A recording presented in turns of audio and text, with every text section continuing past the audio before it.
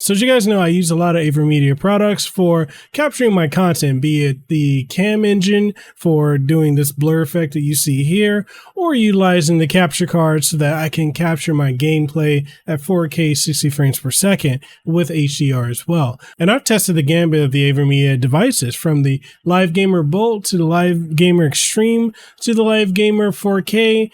And now there's a new one, which is none other than the Live Gamer Extreme 3. This capture card right here, as you can see, right there, this right here is a game changer. This is a game changer because it allows you to utilize VRR, or variable refresh rate. And it's the first AVerMedia product that allows you to do that. So without further ado, let's go ahead and get into this review of the Live Gamer Extreme 3.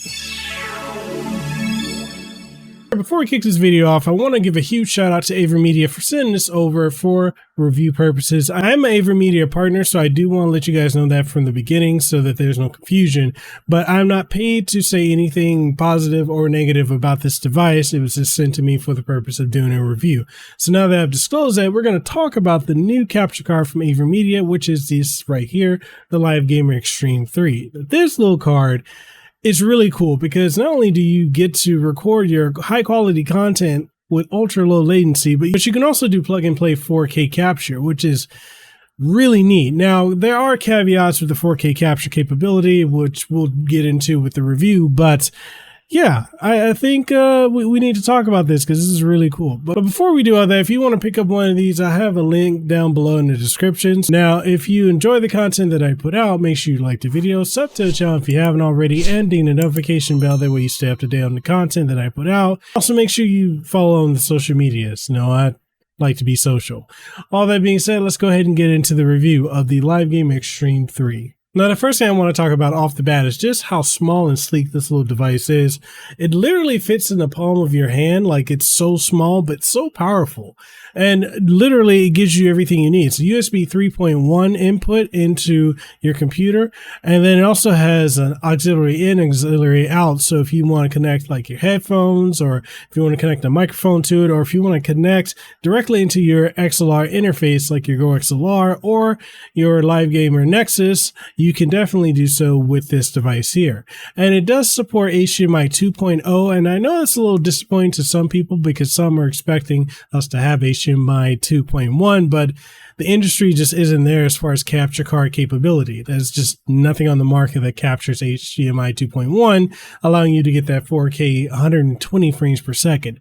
It's disappointing, I know, but hey, it kind of is what it is, and we're just gonna have to make do with HDMI 2.0. So as far as capture modes, you got 4K 30 frames per second with HDR turned on, which is admittedly disappointing, but you know, I guess that's as much as they could fit into this small little chassis here. You can also capture 1440p at 60 frames per second and 1080p at 60 frames per second as well, with the variable refresh rate allowing you to push that higher envelope of 1440p up to 120 hertz, which, you know, that's pretty nice. Certain games will allow you to do that, and this is actually a very good capture card. If you've got like a PlayStation 5 or if you've got an Xbox Series X or S, it allows you to utilize those functionalities that both of those platforms have, because the Xbox Series X allows you to do variable refresh rate, and you can set your settings when you're connecting this to 1440p at 120 frames per second or 120 hertz, and it allows you to play a lot of games at that. So like certain games like Halo and Forza Horizon allow you to play at that higher refresh rate. And if they do any type of dynamic resolution or variable refresh rates, then this capture card allows you to do that. So that gives you seamless gameplay with none of the tearing, especially when it comes to recording as well as the gameplay. So you can capture or stream with smooth gameplay while playing at a super high refresh rate, and there's no issues whatsoever with the video signal going on. Plus, there's also the low latency that comes with this as well, so that's cool too. Now, with the PlayStation 5, it's a little bit different because the PlayStation 5 only has 2 video modes, which is odd, but if you're in the beta, you get that third mode. But for right now, for the general public, you've got 2 modes as of the time of this recording. That is 1080p as well as 4K. Now at 1080p, you can put the variable refresh rate on and it'll go up to 120 hertz, which is pretty nice. And it allows you to also keep the HDR on.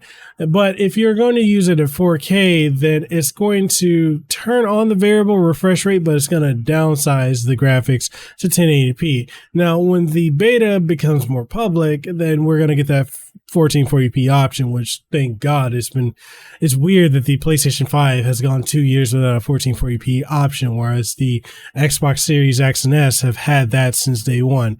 But anyways, so you'll be able to utilize the variable refresh rate on your PlayStation 5, and it looks really, really good. Now, I've tried it out in a couple games on PlayStation 5 as well as the Xbox Series X and S, and what I've found is that certain games like the updated Resident Evil 2 and Resident Evil 3 run really well with it. Like, just I can show you what it looks like here, and it's absolutely mind-blowing what I'm seeing on my 4K. I've got a 4K 144 hertz monitor. This is a Samsung Odyssey G7, and it looks amazing over here, but I can also capture in that higher quality and frame rate, and it looks really good. Now, when I'm playing it on the Xbox Series X, I was playing some Halo Infinite as well as some Forza Horizon 5, and it just looks stunning just overall. So you do definitely get your money's worth out of this capture card. And one of the things I've never had any issues with when it comes to AVerMedia capture cards, and no, I'm not saying this because, yes, I'm a partner, but I'm not saying it because I'm a partner, but I've never had any issues with the capture cards. I've always had issues with Elgato cards just because after a while, like there was one point I was going through like 3 to 4 different Elgato cards in a month, and joints ain't cheap.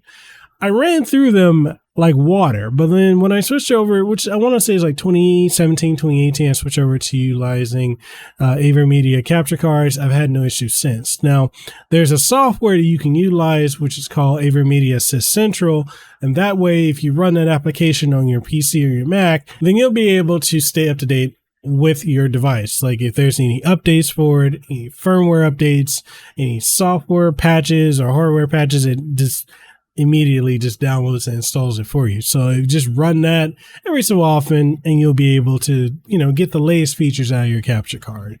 Now, what are some of the downsides of this capture card? I think the biggest one for me is the fact that it doesn't do 4K 60 with HDR turned on.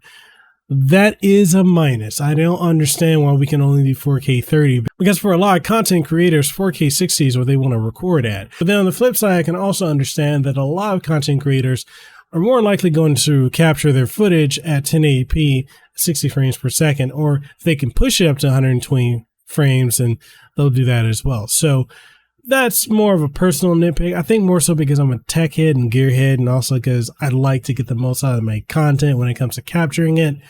It's a knock, in my opinion, but for the general public, it's probably not going to get an issue. Now, other than that, there's really no other issues with this. This is literally plug and play, and you're ready to go. So if you're using XSplit or OBS, it works perfectly fine with that. And if you plug your camera into it, then you can still use your Cam Engine software, which is also pretty cool. But other than that, yeah, this is the Live Gamer Extreme 3. I think it's really good. This is my personal opinion of it.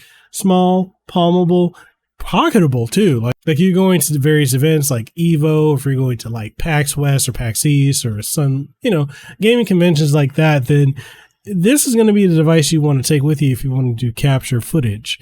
So all that being said, I absolutely love this. This is great for the current generation of consoles, the PlayStation 5, as well as the Xbox Series X and S. It's good for other consoles like the Nintendo Switch and the Steam Deck. This is a device I think will go the distance, and I will be using this as I'm doing a lot of traveling and also various setups, especially like when I'm in the living room capturing content. I kind of need a capture card up there, so this is going to be the one I'm going to use. What do you guys think of the AVerMedia Live Gamer Extreme 3? Is this something that you think you're going to pick up? Is something that you're interested in? Whatever your thoughts are, let me know in the comment section below. Or if you think there are better alternatives, I'm fully open to talking about that. I may even test some alternatives too. But let me know what you guys think in the comment section down below. And if you want to pick one of these up, I will have affiliate links down in the description below. Again, no additional cost to you, but it does give a little bit of kickback to the channel, which I in turn put back into the channel with better quality, infographics, things that pop up like these social media links here, and the, just overall just better quality. Also to be said is just thank you to AVerMedia for the opportunity to review this product. I really have enjoyed it. I got to beta test it for several months, and getting the final product has been absolutely stunning. So all that being said, if you enjoyed this video, make sure you like the video, sub to the channel if you haven't already, and ding the notification bell. That way you stay up to date on all the latest and greatest content that comes from this channel. And if you want to support the channel further, we do have channel memberships here on YouTube, which gives you early and exclusive access to content, behind the scenes, as well as input on upcoming content, as well as Patreon also offering that if you prefer that over channel memberships here on YouTube. So all that being said, I'll catch you guys in the next one. Stay safe, be blessed, and yeah, I'll see you in the next one. Peace. If you found this episode to be incredibly enjoyable, informative, or if there's anything you gain from it, or any insight, or anything that's good that you really enjoyed, make sure whatever platform you're listening to it on, or if you're watching it, leave a comment if that's available on the platform, like it, share it around with someone you think would enjoy it, and give us some feedback, because your feedback is exactly what we need to keep this show going. And if you're wondering what are some ways that you could support the show, we got various ways. We've got Patreon, we have channel memberships over on YouTube, as well as Subscribestar, Coffee, and so much more. Links for everything will be in the description. Check that out. And with all that being said, I hope you have an aloha rest of your day. Let them know that I'm next level. I'm a whole new kind of guy. Yeah.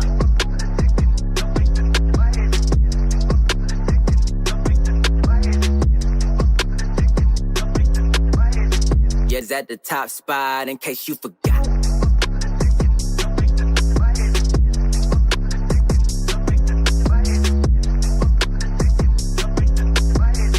We the ones that got the block hot, bullet got the shot.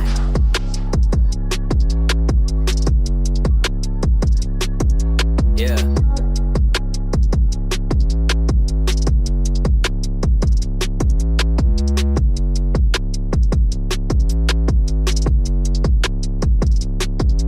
Look.